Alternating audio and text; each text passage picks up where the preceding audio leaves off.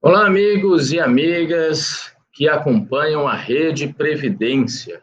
Vamos agora a mais um Radar Previdenciário com as últimas notícias do campo do direito previdenciário. Bom, nesses últimos dias, nós tivemos dois julgamentos interessantes, um na TNU e outro no STF. Na TNU foi apreciado o tema 200, né, que submetia a julgamento a definição de critérios de contagem do prazo prescricional da pretensão ao recebimento de diferenças decorrentes de revisão de renda mensal inicial em virtude aí de ação trabalhista. Então, imagine vocês aí a situação em que, numa ação trabalhista, se reconhece algumas verbas salariais, né? Obviamente que isso vai implicar no cálculo de possíveis benefícios, aqueles que vão levar em consideração, obviamente, os salários de contribuição do segurado.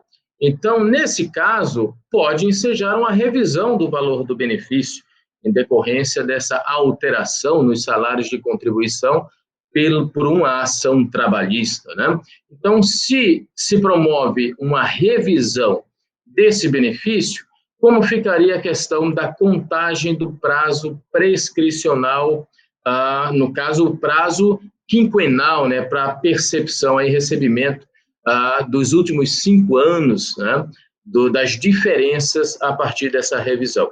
E a TNU firmou o seguinte entendimento, vou ler aqui para vocês. Na pretensão ao recebimento de diferenças decorrentes de revisão de renda mensal inicial em virtude de verbas salariais reconhecidas em reclamação trabalhista, a prescrição quinquenal deve ser contada retroativamente da data do ajuizamento da ação previdenciária, não fluindo no período de tramitação da ação trabalhista, enquanto não definitivamente reconhecido o direito e não homologados os cálculos de liquidação. Então, esse foi o entendimento firmado pela TNU no tema 200, né? Ou seja, relativamente ao período prescricional quinquenal para percepção das diferenças decorrente de uma revisão de benefício por conta da alteração, né, nos salários de contribuição em virtude de uma ação trabalhista. Mas um outro tema bem interessante foi julgado no STF agora também, recentemente, que foi o tema 529, né?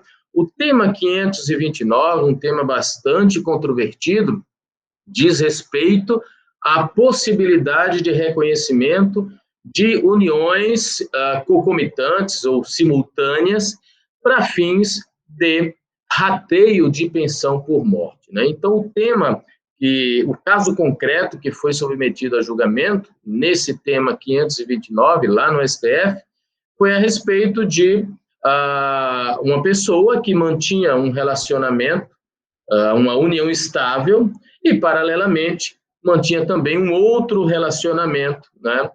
No caso, um relacionamento homoafetivo. E o que se submeteu a julgamento foi saber se havia ou não a possibilidade de reconhecimento das duas uniões, né, para fins de rateio de uma pensão por morte. E o STF, eu entendo que errou, né, entendeu que não é possível, né, não seria possível reconhecer uma outra união estável se já existe uma união estável anterior, ou mesmo se já existe um casamento anterior.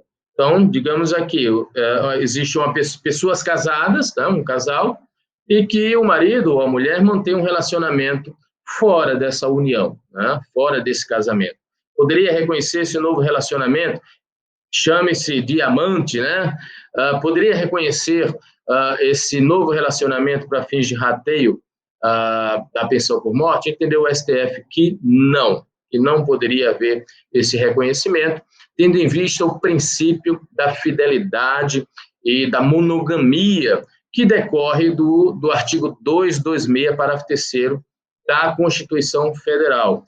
Eu entendo que o voto divergente, né, no sentido de reconhecer, seria o entendimento mais acertado. Por quê?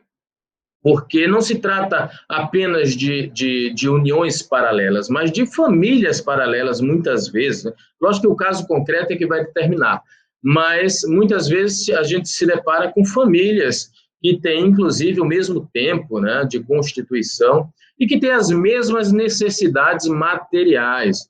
Então, o meu entendimento é de que o voto divergente, no sentido de reconhecer a possibilidade de rateio da pensão, seria o entendimento mais acertado. Porém, não foi esse que prevaleceu. Prevaleceu o entendimento de que não é possível esse reconhecimento das uniões simultâneas, né? E, obviamente, o STF é que dá a última palavra em interpretação constitucional. Então, qual foi a tese que foi firmada? Foi a seguinte, vou ler agora. A preexistência de casamento ou de união estável de um dos conviventes, ressalvada a exceção do artigo 1723, parágrafo 1º do Código Civil, que é a situação em que há separação de fato, impede o reconhecimento de novo vínculo referente ao mesmo período, inclusive para fins previdenciários, em virtude da consagração do dever de fidelidade e da monogamia pelo ordenamento jurídico constitucional brasileiro. Então, esse foi o entendimento firmado pelo STF com relação a essa matéria. Ok, pessoal? Então, ficamos por aqui e no próximo Radar Previdenciário analisaremos aí mais uma questão previdenciária. Até lá, um forte abraço em todos vocês.